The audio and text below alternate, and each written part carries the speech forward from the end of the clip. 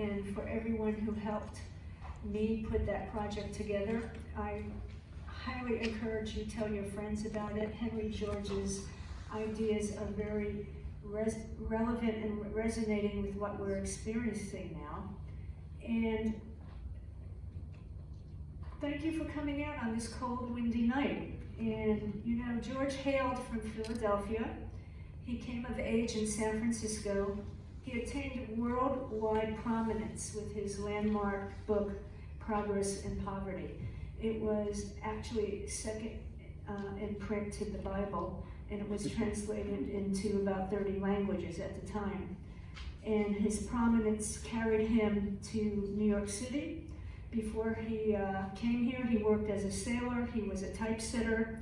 In San Francisco, he was a well-known newspaper journalist, editor, an author, and eventually orator.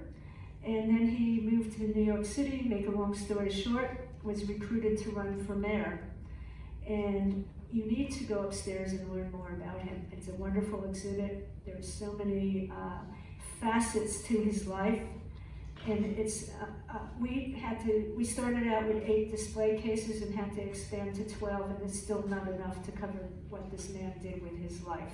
He was a progressive, more progressive than I think Bernie Sanders at his time. So now we take a seat in the library's time machine. If you look at that photo, that was where the San Francisco Library was at City Hall before the earthquake of '06. So let's travel back to the early 1890s, when in fact George stopped in San Francisco en route to Australia and New Zealand. It was part of his round the world tour, and somewhere out there in the gathering of the evening chill, I think George is on his way, walking in the cold, on his way to speak to you, this intimate audience. He just had a big public speaking engagement at the Metropolitan Theater here in San Francisco. And I question, in these difficult times, are you ready for some big ideas? Welcome, Henry George.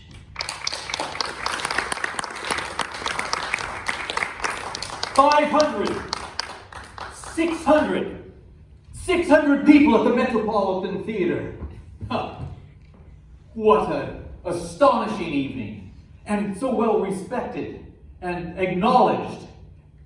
Hundreds of people cheering at the end of this presentation I made, and to those who, seeing the vice and misery that spring from the unequal distribution of wealth and privilege, feel the possibility of a higher social state and would work for its attainment, I dedicate the next 40 minutes of your time.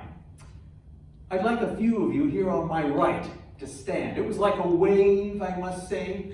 I'd like a few of you please to stand here on my right.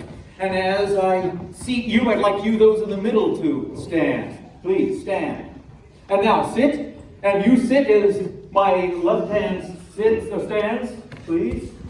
And now let's go back the other direction. Sit, and in the middle section, please rise. And now the center section, sit as the right section rises. Thank you. You may be seated.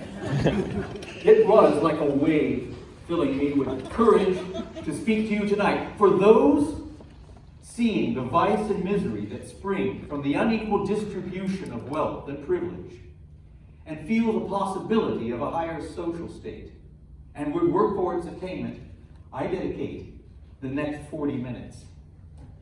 For the younger members here today, library associates, I assume, who've been sent here by Charles Terrell, the head of the Board of Trustees. And over here, yes, there's George Rogers, a former member of the board, and John Vance, yes, Cheney, the current librarian. I thank you for inviting me here, but I'd like to say a few words to the younger members of the staff here at the library. You may be wondering why a speaker of some renown, myself, should be invited to this chapel, you might say, of the library for a personal talk. Well, as you may probably not know, I in fact was the first secretary of the San Francisco Library. George Rogers and I were working together intimately He was first president. Thank you, George. And I believe it was at Dashaway Hall. Yes, Dashaway Hall, where we formed the library. Just 6,000 volumes, not circulating.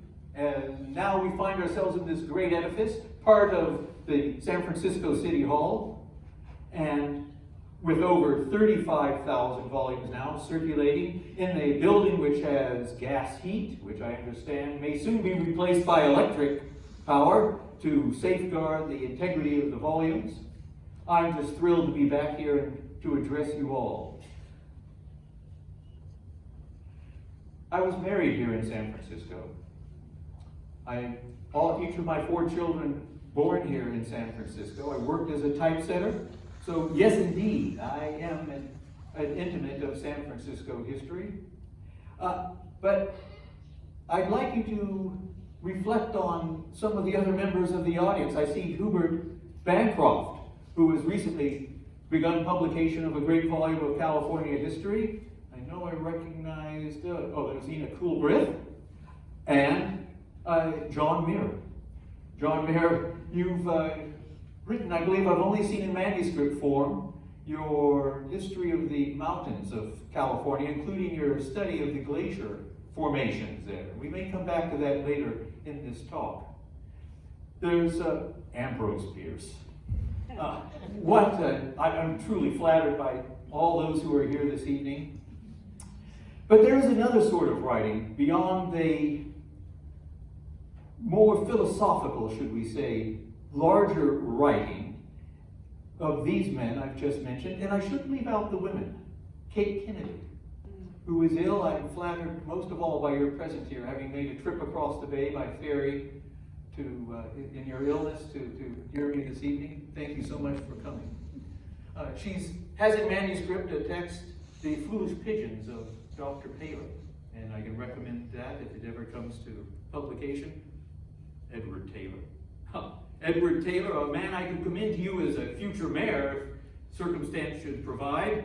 Here's a man who is even now the head of the Hastings Law College and has headed up some of the medical work here in education in San Francisco, a poet in his own right.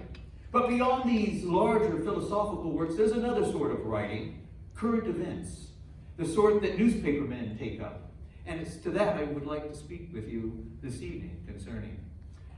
Men such as, I don't think James Clatchy is in the hall, but James Clatchy of the Bee, who gave me my first opportunity to editorialize in San Francisco, was just that sort of fellow, taking up events of the day and showing a mirror to society, provided the prompt for these other men who have more deeply sounded the human condition. You already know what I'm about, what I spoke about at Metropolitan Hall over on Montgomery Street. I stand for land for the people. You know that I don't need to go into great detail, but there is, even amongst the James McClatchys of the world, these editorial men, a sense that land doesn't play a prominent role in today's economy. But I wonder, where would these editorials, these editors be if there were no land? Would they hold themselves up by straps? Would they take a balloon up into the air? And what holds the air up but the earth underneath it? My young daughter, who's now taking a geography class, came to me just a few weeks ago and said, "Papa, here in this book, it says something about the surface of the earth. I wonder what that is." I took her over to the window and said, "Why not look out in the backyard? There's the surface of the earth." And she said, "Well, I never thought of that's the surface of the earth." Yes, land is underneath us, whether we're farmers, or whether we are manufacturers, whether we are working men, whether we are editors. You know that I stand for not just the land being the people's, but the land being the inheritance of the entire culture. So this idea of property right really has its foundation in a single natural right, and that is the right to your own person, the right to make something, to do something, and to call that yours. As against all the world, if a man should make a house, that is his house to occupy, to sell, to give away, for that matter, to take down. That is the right of property. But what right of property can there be in land itself, except by appropriation? No one has made it. That's as foolish as if we were sailing, and another were to come in a sailboat, for the first man to say, well, you can't come out to Alcatraz, all the water for 2 miles around it is mine. What a silly notion, an absurd notion. But that is precisely what we have done with land itself, called it ours, as though it was made by one man or another. Absurd. I have also stood for the alienation of people from the land, collectively and individually, as the fulcrum upon which poverty has been generated. And an example, perhaps, will illustrate just how powerfully the ownership of land can be. Imagine a caravan traveling across a savanna, and a group of brigands espying this caravan and saying to themselves, all the food, all the material needs we could ever want are in that caravan. Let's rob them, kill them, take all that we need. And another member of the brigand says, no, it's much easier than that. Let's go forward to the next oasis. And when the caravan arrives, we'll simply say, we want 1/10 of all your goods in order for you to refresh yourselves at the oasis. And then this group of brigands proceeds across the savannah at each oasis, replicating this theft. By the time the caravan has arrived at its final destination, what is left? Perhaps 10% of the caravan's original goods, the shirts on their back, and a packet of food in the hands of the caravanners. That is the power of the ownership of land over another. The ability to extort the value of labor, and of capital for that matter. Imagine Robinson Crusoe, when he encountered Friday, saved him from the cannibals. He was called Friday his slave, but it might have been much easier than that. All he had to do was say, yes, I will give you the vote. Yes, although you are a dark man, you can have equal rights with me. Just one thing, the island is mine. And I will take whatever portion of the timber you should harvest, perhaps 20% each time you harvest a tree will be mine. And each time you should plant a crop, 20% of that will be mine. How many of you are paying at least 20% of your rent to the landowner? Yes, reflect on this and multiply that times all the millions who are here. And you also know that in addition to my stand on the universal inheritance in the land, and that poverty arises from the privatization of the value of land, you know that I stand for the socialization of land rent in order to equalize the economy, to make good the exertions of working men and working women so they might have their fair share. That is my chief message, of course. But I want to talk to you about some current events in the past here in San Francisco that launched my deep philosophical thought. And the first story I should like to recount is one having to do with the tariff.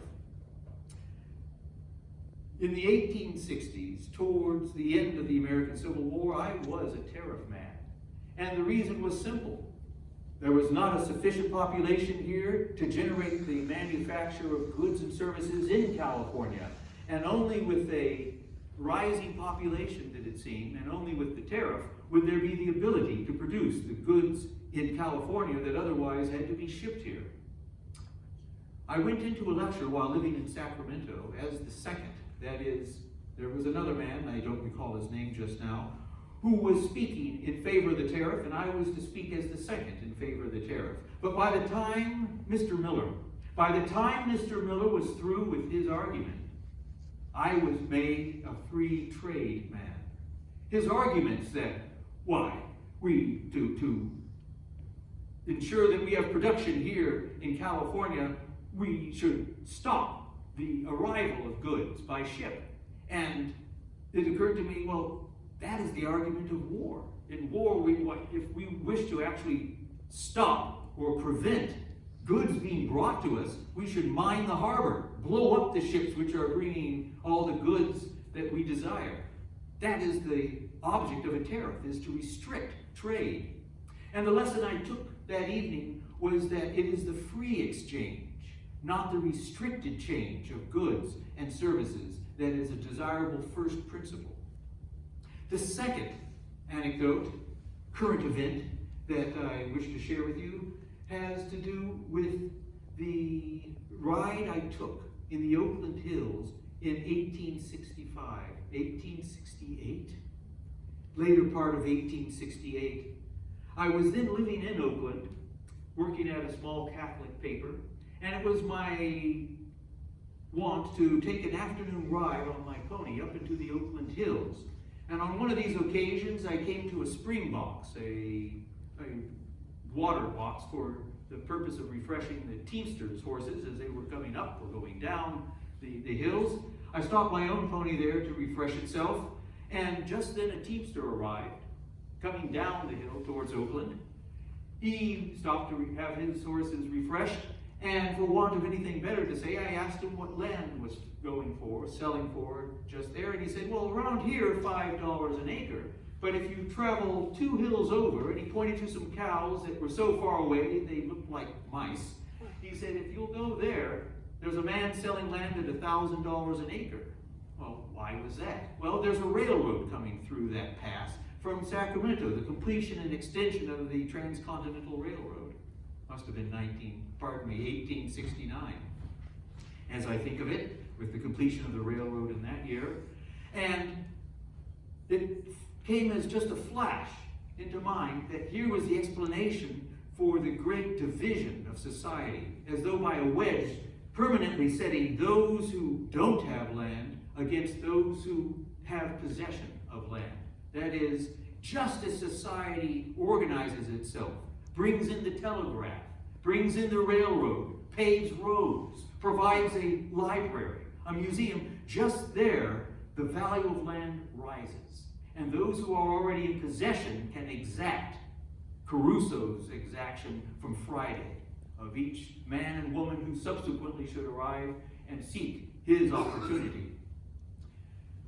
The third story I wish to share with you, the third current event, has to do with an instance of the telegraph. This was in 1868. I was then working for a small paper here in San Francisco, which did not yet have connection with the Associated Press telegraphic news wire service.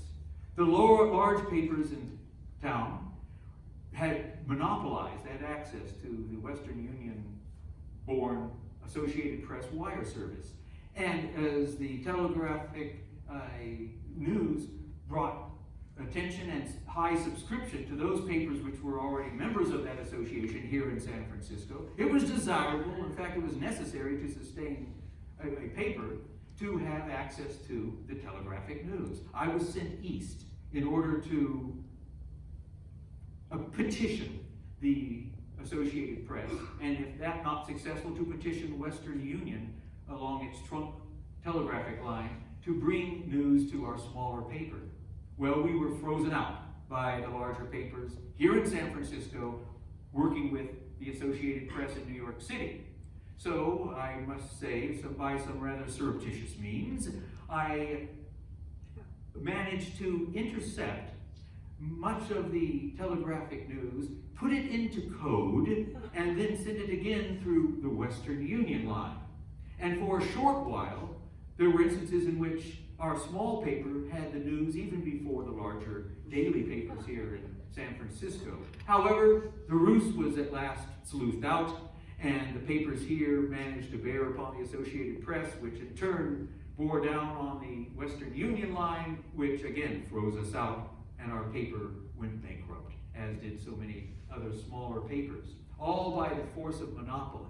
And that is what I wish to bring to your attention here as a current event, is this matter of monopoly and the monopolization of land as I witnessed it with the railroad coming through the pass there in Oakland. The last current event story I wish to share with you It has to do with a journal article I wrote in 1868 before the completion of the railroad. And this was what the railroad will bring us. And in that extended article in the Overland Monthly, I made the case for the benefits which the railroad would indeed bring the West Coast, and San Francisco in particular. It would bring hundreds, thousands, tens of thousands of new workers. It would bring wealth. It would bring the pianos. It would bring all the goods which San Francisco and California at large could desire and did desire. But I also noted the liability of the completion of this railroad, because with the railroad would also come the yacht. And with the railroad would also come the mansion. If we compare, for instance, the circumstance of England today with a population of 25 millions and in an area just 1/3 the size of California, and when we consider that that population as an aggregate has per capita wealth 7 or 8 times that of the population here in California, I ask you today, would you take your chances to settle in England or here in California before the completion of that railroad? Before the completion of that railroad, there was land aplenty to be had. In the England of today, with its great wealth, well, if you're of the upper 10,000 or the lord of a factory, well, you might take your opportunity there. But what of the millions of mill hands? Would you be one of those mill hands of Leicestershire, living in poverty in a state that makes the past experience of the slave in this country pale? I suggest not. The peculiar characteristic of California before the completion of the railroad was its general equality of opportunity. A lawyer, a banker, a professional man from the East in the placer mines working side by side by a farmer, by a factory worker who had come from the East to California. There was a general equality. And in the cosmopolitan settlement of California with men and women from all over the world, there was a general international flavor here. And one that was of dispersed wealth. But that wealth, just as in England, so in California, with the promotion and the arrival of technology, would simply create this division, this stratification within society. And in fact, that is what we see.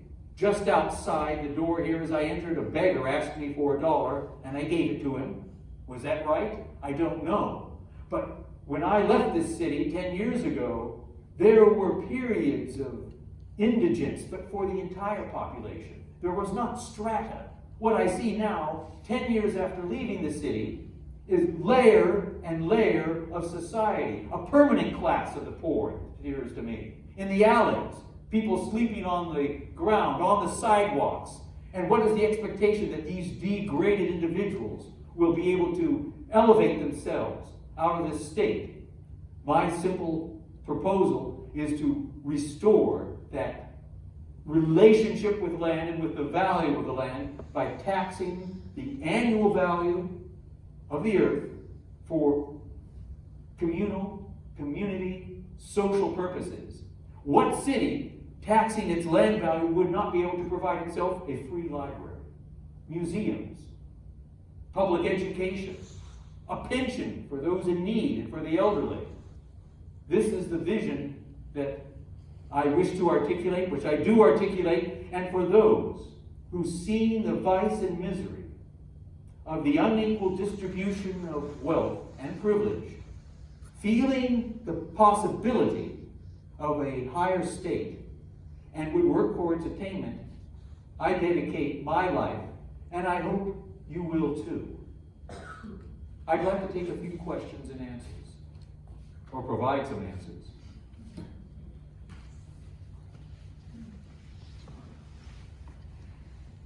You experienced the boom and busts of San Francisco. You were suffering poverty yourself. Can you kind of speak to that? Because it was something that really affected your life personally? As a matter of fact, I do speak from first-hand experience with just the sort of experience which the beggar whom I saw outside this door would experience. But as I say, there was a difference. In my time here in San Francisco, there was just seasons of poverty for the general population. There was a general depression, but it was not an expectation that one would remain as a part of the permanent poor class. Today, as I shared, that is precisely what I perceive. Out of my own experience, and I'll share an anecdote, at the time of the birth of my second child, Richard, we were so poor that we had no more than 25 cents. And I went out on the street on a December morning, ready to demand of whomever I found $5. That seemed to be the amount needed to pay the rent, as well as to furnish my wife, who had just given birth, with something to eat. I espying the first man who looked natty enough, and perhaps I do this evening, well dressed compared to my state then. I saw a man and asked of him $5, and he asked what it was for. I told him my wife had just finished labor, had given birth to a child, had nothing to eat. He gave it to me, but I was desperate enough to have killed him had he not given it to me. And it's that experience which we see congealed because of strata into a permanent degradation with the poor today, who don't even make a feint at demanding anything more than a handout, that don't expect to be able to find their own economic liberty in the land. I expect, sir, that you've read Karl Marx during your lifetime, and if you have, could you expound on that influence?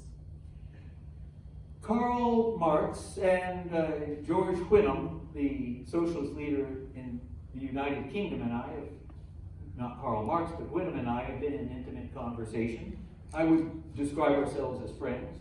I've read some of Karl Marx's work, and I find him to be the greatest muddlehead. His analysis presumes that there is no difference to be made in the ownership of the earth itself and all of its resources, and the production of goods made out of that natural resource. That is, to own the earth is equivalent to the ownership of a factory. But I ask you, if I were to give Karl Marx all of the money and all of the capital, all of the factories, and I were to have all of the land, I would tell him to quit. I'd give him notice to leave. And I there present to you the distinction which, in failing to make, Marx's analysis fails to recognize that the ultimate rent taker is in fact the landowner, and will take everything from the capitalist just as it will take everything from the laborer.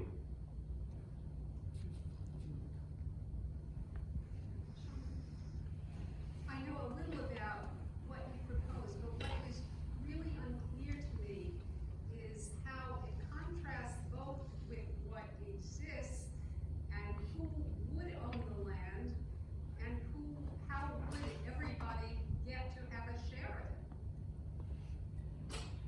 What we propose is to leave the shell of the nut to the landowner, but to take the meat. To simply say, yes, you may, if you prefer, retain your title to the land, and the title to the home that may be upon it, or the factory that may be upon it. But we will take the rent, the annual value of the land on which that factory sits, or upon which that land sits. That value will become social revenue. And here in San Francisco, I was looking at the city directory yesterday, and what I observed is that the current valuation of the land of San Francisco would generate a rent of $10 million. And the current budget of San Francisco stands at $1 million. So by this reckoning, San Francisco would have 10 times its current revenue without a tax upon labor, and no tax upon the capitalist, upon the factory owner, upon the small businessman. factory owner would own his factory, but he would be renting the land from San Francisco. That is precisely the economic relationship. But one need not take away ownership of the land from the individual who has current title. It's simply that their property tax would be raised in such a fashion that the land value, the rent potential, would be taken away on an annual basis, while the rent, the tax on the building, would be eliminated. There would be no tax on structures. We want more housing. Why tax those for putting up housing? Why tax the materials out of which apartments and homes are built? Why tax a man for, or an association of men called a business, for producing the goods that society desires? Isn't that a good? Don't we desire more clothes, less expensive food, better furniture, less expensive furniture? Why tax these goods when we can simply be taxing away the value of the land, Mother Earth, upon which we all stand and live and work? Does that satisfy you? Well, I'm just extrapolating maybe into the next century when large corporations could buy up land and kind of squeeze out many different other uses that serve more public good. Well, we could say the same of today. We have those who are buying, let's return to the railroads, which have been given 1/5 of the land area of the United States by the federal government in exchange for building the railroads, right? And these railroads elevate the price of land, and yet the railroads have been paid to build these railroads. As the land value rises, who's the beneficiary of the railroad? Charging rent for anyone who would dare to put up a building, who would dare to put up a home, who would dare to start a farm on railroad land. The idea is to return to society a value generated by society. Think for a moment. Well, back to the example I provided. The railroad is built. Let's say a telegraph line is installed. And incidentally, shouldn't we have telegraph neutrality? This is one of the aims and ambitions of the single tax that we advocate for, is to disintegrate, to abolish the monopoly over information which the telegraph companies have at present, right? And it's the same over the roadways, over any naturally public utility. We wish to recover the value created by that utility. What does a tram line do to land values in San Francisco? It raises them. Imagine if there are trolley cars, buses, underground trains in San Francisco were there, they would raise the value of the land, both to the north and to North Beach and out to the Mission. And yet, what do? We tax the worker. We tax the businessman for daring to create a business, use that revenue to build the railroad, raise the land values, and hand that over to the landowner. Right? Why not tax that rising value of land and use that to pay for a public railway? How do you feel about some other issues like rights for women or rights for Chinese workers who are so exploited in San Francisco? Two responses to be distinguished. The first, I stand for the immediate affording of the vote to women. As a matter of fact, we might, if she were a bit healthier, she might speak for herself. Kate Kennedy, speaking of her achievement in 1874, securing equal pay and equal opportunity for women. The precedent for this worldwide. Thank you, Kate. She also ran for office here in California for superintendent of public education in 1886 and was fired by the school district for daring to run for office. Well, she had to sue the school district, and the case has, as I understand it, gone to the state Supreme Court and just recently was settled in your favor. Yes? So she's been given her back pay, her back position, and her court case has set the precedent for civil service tenure across the nation. Thank you, Kate. Well, this is an exemplary model of what I stand for and endorse, is equal opportunity for women to its fullest. The matter of the Chinese in the United States and in California is more problematic. Most of this population, the Chinese population, are coming here with no intention of staying. Their expectation is that they will take what earnings they have and return to China. So I cannot, in good conscience, stand by the admission of a group of people into this country who have no intention of themselves being grounded in the land.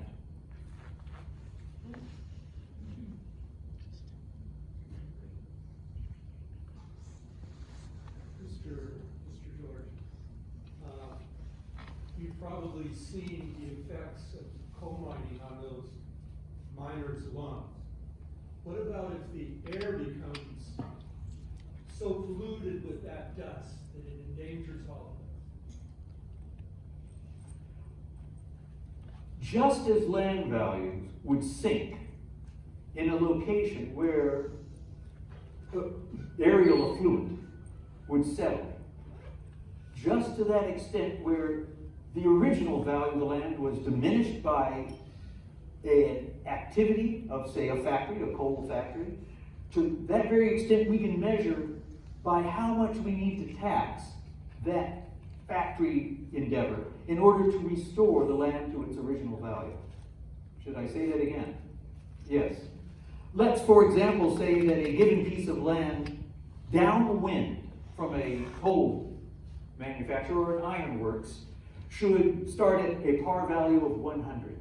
But because of the pollution you're speaking of, should diminish and go down in value by, let's say, 30%, from 100 to 70. We can now measure, via the value of the land value, just how much damage has been accomplished by the coal dust. And we can charge that factory a sufficient fund to restore that land value downwind to its par value of 100.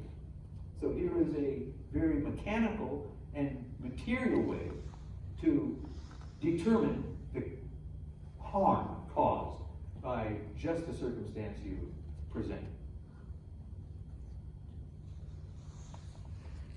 Mr. Henry John, you've written this book. What year you wrote the book? Progress in Poverty, you refer yes, to? Yes. What year did you write that book? No, that was completed here in San Francisco in 1879. Okay, so what are your views about the black population here in America?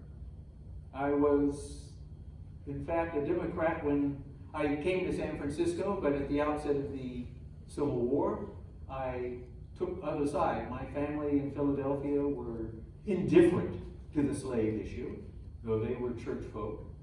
I, on the other hand, was steadfastly opposed to any form of economic or chattel slavery and joined the Republican Party. I will say that in 1869 I left the Republican Party when it became apparent that it had become a party of special interests.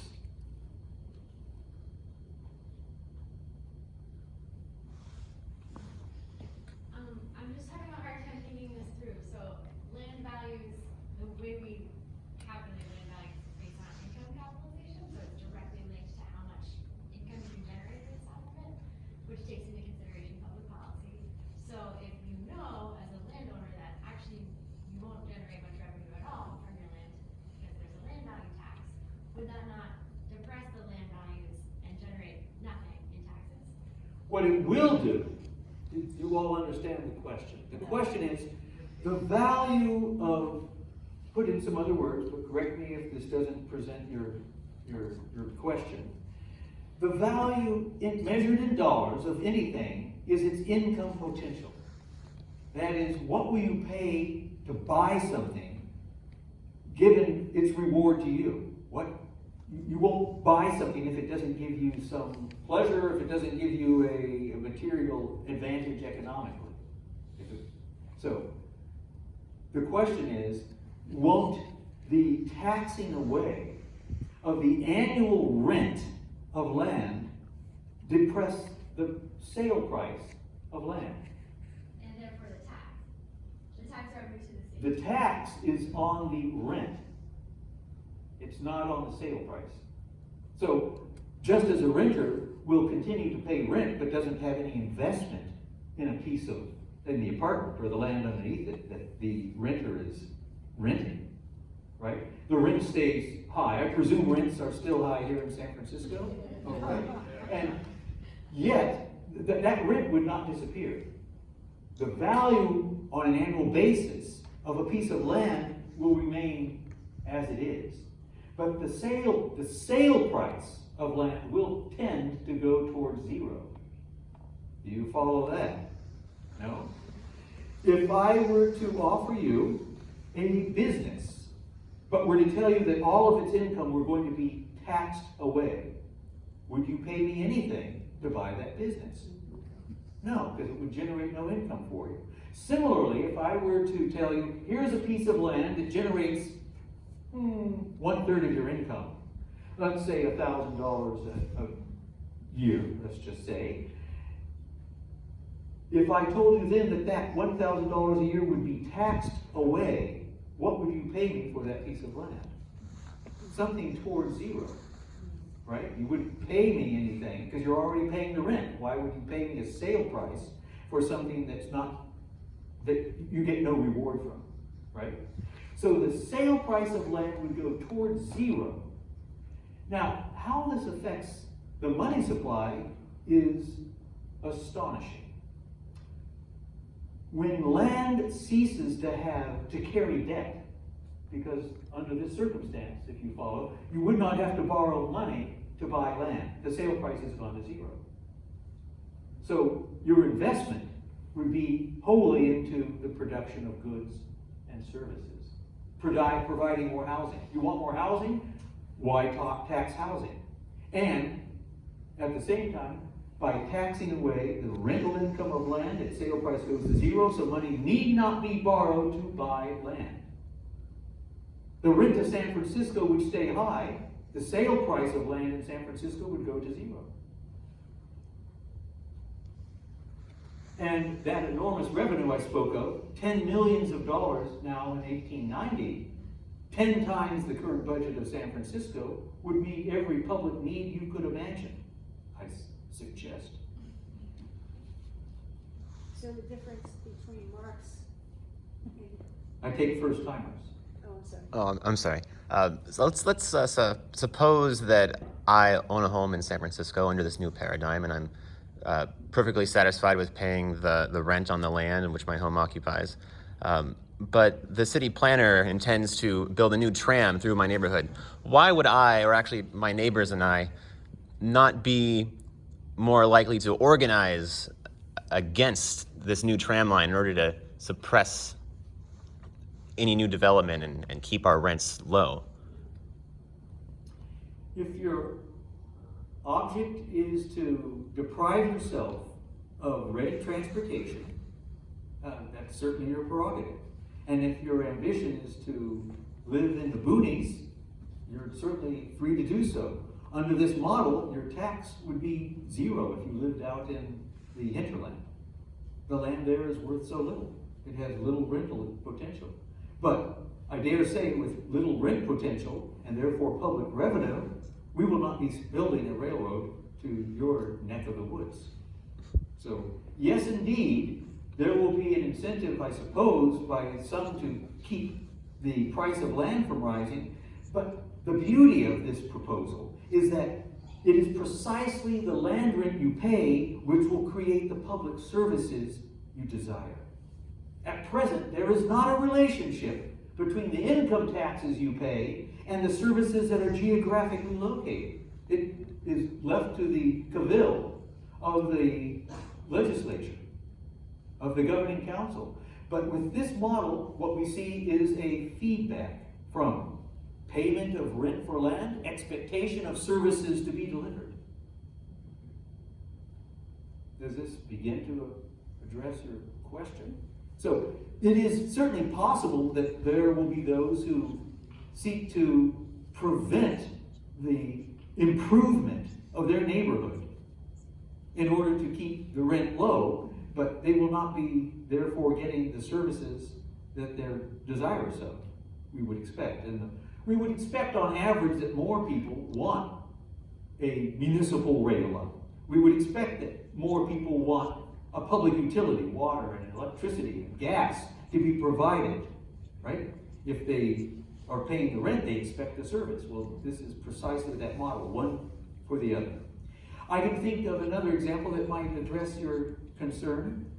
In Paris today, there is a restriction upon the construction of apartments above 8 floors. Well, under the proposal, the tax proposal, I advocate, restricting the ability to build up will result in somewhat comparatively lower land values than if a municipality of Paris allowed for buildings to go up to 10 or 12 floors. But it gains the aesthetic at the expense of extra revenue. That's a choice which the public should be in the position of making. That's a good circumstance for a population to be in. Do we want this aesthetic or do we want this revenue? At present, who wants the revenue is the private landowner, who will exact from you 30, 20, 40% of your income for the mere opportunity to live in San Francisco, to live in New York, where people are crowding together 2 and 3 families to a single flat. This is a future I experience and observe in New York City today, which I am confident will 100 years from now be part of San Francisco.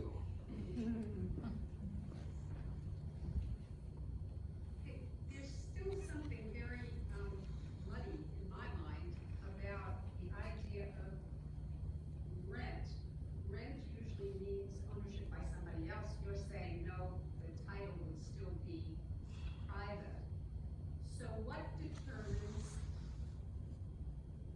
the rent? If you're just looking at land value, how do you assess land value? The problem here is terms. Yeah. And I'm using in a very precise economic parlance the use of the word rent. In the field of economics, we speak of the return for labor being wages, so that even a salaried worker is receiving, in an economic frame of language, wages. It's the return for, it's the value of labor rendered. The return for capital, for factories, for tools, is typed interest. This includes also financial capital. But the return for a factory's existence, its added power to the laborer, is interest. And the return for the use of natural resources, including the land underneath San Francisco, is rent. So this word rent, in economic terms, refers precisely to the value of what we might call, as I understand the real estate field uses the term, location, location, location. The price one pays for location, location, location. Both the extraction of resources, but also merely occupying location, is rent. So in a more casual use, rent has come to mean the rent for both the house and the land underneath it. But in the sense in which I'm using the word rent, rent is the value of the land underneath the building, and the building returns interest. Because we precisely want to distinguish existentially, a term which I understand only the French are using with any aplomb, the existential difference between natural resources and capital. Genuine capital does not include land. Genuine capital is that which is made by human beings out of land, but land is existentially, it's not created, a distinguishable phenomenon of human experience. Does this go somewhat to...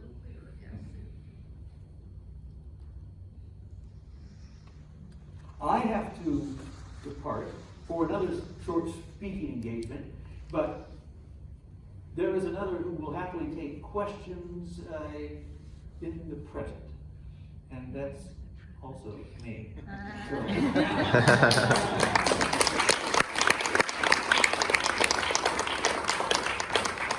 So if you have questions for the actor, the historian, or more contemporary questions, about George's ideas, I can address those. I would like to address one particularly, and that is George's views on Chinese immigration, which, as I see it, were personally the most problematic for me. They don't conform with his general observation and commitment and deep conviction that the entire earth is the birthright of all people, and that there is no reason why one person or group of persons should be in a position of being able to alienate anyone else from their equal right to use of the earth.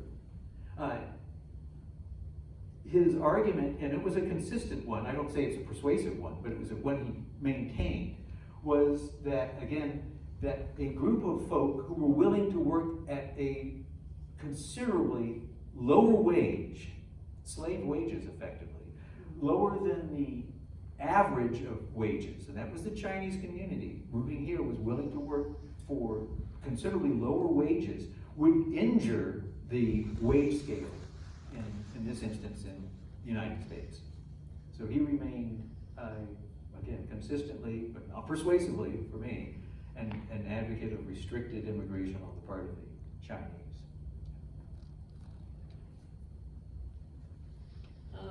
Well, I guess my main question is, how in the hell did George envision even, implementing his ideas?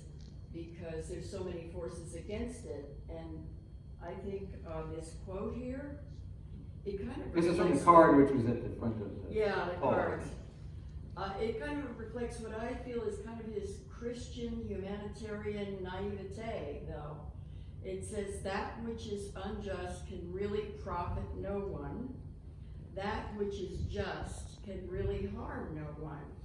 Well, when you think of the forces of capitalism and fascism, racism is very profitable. Wars are very profitable. That's why they're perpetrated, not out of ignorance or meanness or cruelty or whatever. It's profitable. So, would you want to comment, as a contemporary on Mr. George's? I leave it to the dedicatory remark of George in Progress and Poverty is precisely what I repeated 3 times just so it would settle, was to those who, seeing the vice and misery that spring from the unequal distribution of wealth and privilege, feel the possibility of a higher social state and would work for its attainment. That's his dedication of Progress and Poverty. He didn't say who know they can achieve that higher social state, but who feel. He was at last a process thought sort of man, if that means anything to you. That this was a continuum, and yes, he was a Christian mystic. And Sure. the only reason to qualify that with the Christian side is the universality of the Christian church as distinguished from Judaism, which was a more local parochial view of the human experience, that here was a chosen people. And incidentally, it's an interesting bit, I want to continue with this because it's of particular interest to me, is his attunement with the Jewish, then mostly called, and this is in the 1870s and 80s, the Hebrew community. He perceived and I can recommend to you his lecture on Moses. And although I think he took literally the existence of Moses as being a fact, what he had to say about Moses was that whether Moses existed or not, this is not George speaking, he believed that there was a historic Moses. But what's important, it seems to me, about the Hebrew Bible is not whether it happened or not. It's simply that 3,000 years ago, there were a group of people who asked themselves a question: what is our relation to land?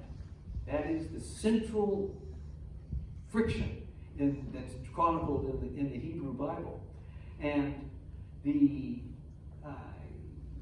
what was peculiar about the Hebrew, the Jewish, later Jewish experience, was the affirmation by the Jewish people that God was literally king, and therefore of the land, and therefore there could not be a landlord. And their commitment and conviction to that relationship shaped their social justice advocacy. So that was a moment in human experience. It's not my perspective, it wasn't revealed religion. It was a sociologically explicable circumstance. A people who made a mistake from the point of view of what you're talking about in terms of the rise of capitalism and fascism, say, they made a mistake in saying, because God is the landlord, no human can be. They created a theological threshold that they couldn't cross back over. And this is the great contribution of Hebrew theology at last, is this assertion that the earth is the birthright of all people, essentially. Christianity took that very, at that time, more parochial look, that is, God gave this piece of land to the Jewish people. And Christianity said, it's a universal question. I'm not here as an advocate of Christianity or Judaism, I'm just saying this is the sociological power of Christianity and the sociological impress of Judaism, looking at it theologically, and how does it translate into the very human experience. And I kind of lost my way a little bit with your question, but talking to what does George stand for? George's point of view is that he has a beautiful image at the end of Progress and Poverty, speaking about what is the meaning of individual life. And he says, what we experience in our 70 years, or more now, good health, is like viewing the universe through a telescope. And what we see of what our life looks like to others is what they see in the sphere of the telescope. That's the shooting of a star is your life. But there's everything on this side, and there's everything on this side that you don't see. And it's that which is the field, the possibility of a higher social state. So, yes, an idealist, but he had no doubt that this would one day come to be. That is my feeling, but I don't actually believe that. It is my feeling that we will attain that, but I don't actually believe that we will attain that. It's my feeling that we will attain that. And that's what sustains George is. This sense of what is the human being after all, but a bundle of hope.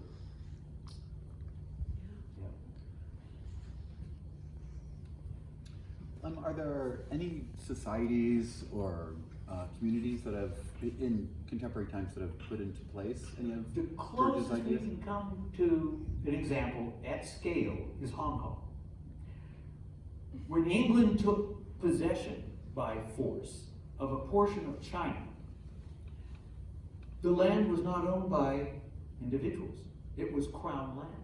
It was, in the real sense, the sovereign's land, public land. And so, not for moral reasons, but for efficiency reasons, England asked itself, well, how will we generate revenue to build the roads and build the port?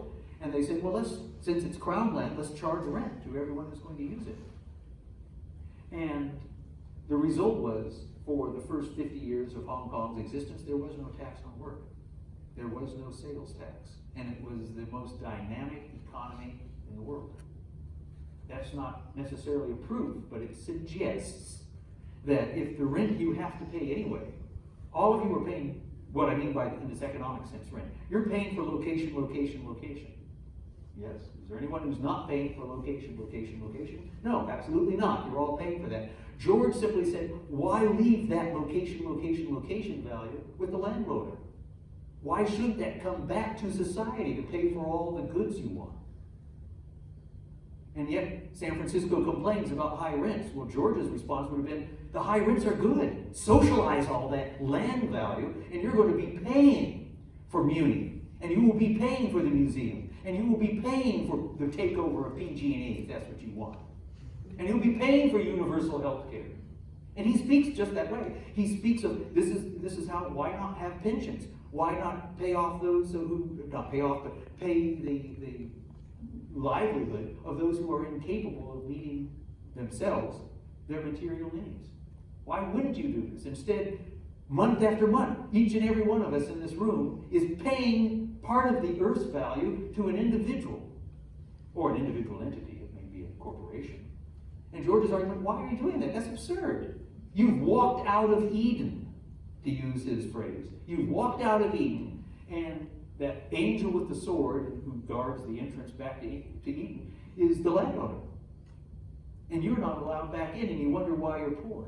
And you wonder why you can't have public schools that are well funded enough, that we have to have dozens and dozens of private high schools in this city serving an elite portion of the population. Why should public education be so poorly funded? It's again marginalized. Well, George's response was clear, because you're paying over all this value to those who can then afford to go to these private schools. Dianne Feinstein, 6th wealthiest member of Congress. Yes. Nancy Pelosi, 13th wealthiest member of Congress. Where does this wealth come from? Real estate. All the people that we serve social programs in the Mission District because of Nancy Pelosi's social advocacy are in the next moment paying her rent. Maybe not directly, but those who are supporting her. I'm not attacking particularly, in fact, these two. I'm just using them as an example. You may know that 555 California, which is the former Bank of America building, the big brown building, who owns that building and the land underneath it? Donald Trump. You can call him what you will, but he's collecting $48 million a year from you. I mean, not you particularly, but from San Francisco. Yeah. So the most important thing. This is what Henry George would say if you're feeling uncomfortable. I don't know, as a host. in this public Don't institution. attack Nancy Pelosi right now. Okay. So the most important thing you're saying that George was saying, it's the system. And It's a systemic issue. Right. It's not about attacking for its sake. Right. Individuals. This is not what he was going about, but he was saying institutionally. Look a little deeper. Karl Marx was talking about confiscating the land, and the difference between George was not confiscating the land, it was changing the system of distribution. Collecting the rent. Karl Marx did not call, incidentally, he did not call for the collection of rent in the sense in which I've been using it. He said there should simply be an ownership and we should all get together and decide how we want to use the land, but not what are you going to do with this community generated value of land. And this is what George was arguing, is that you can in fact measure the existence. This is for the libertarians of you out there.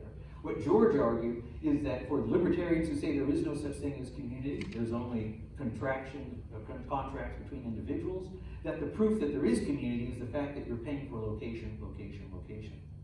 That is community, is the price you're paying to be wherever you choose to be. Yeah, question?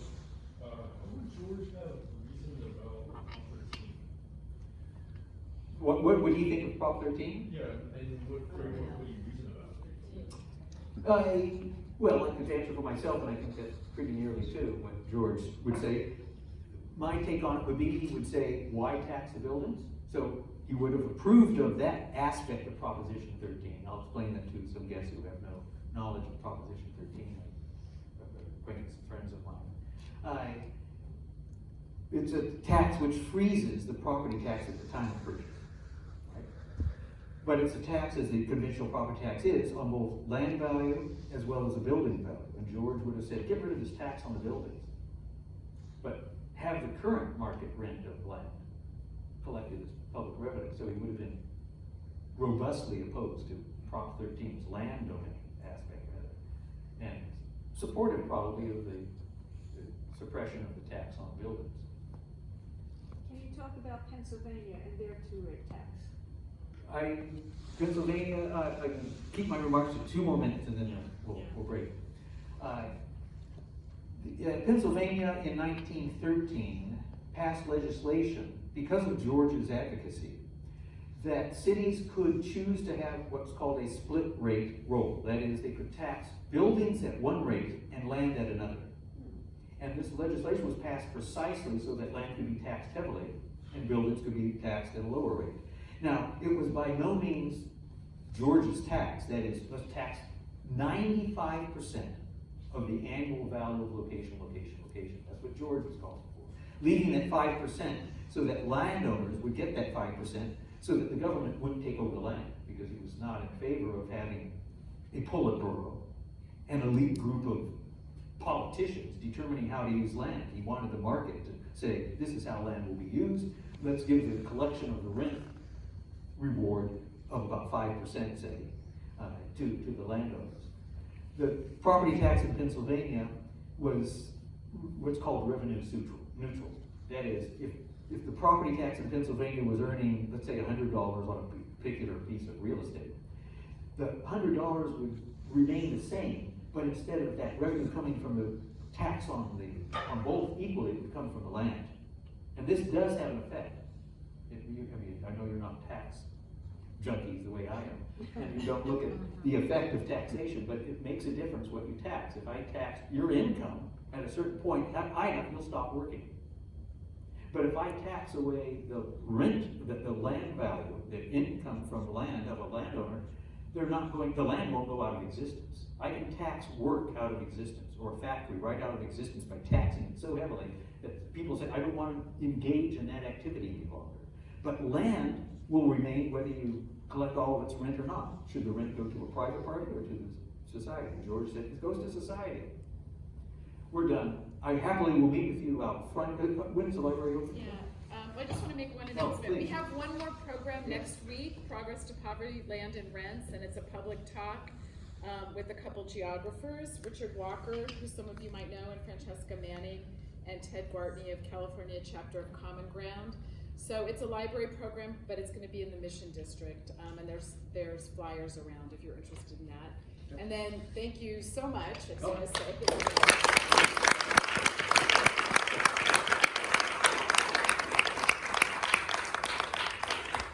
I'll start kicking you out in half an hour, so stay and talk, or go upstairs and look at the I'll meet you. exhibit. If you have some questions, we'll Yeah. meet outside the library. Yeah. We want to shut down the show here. Yeah.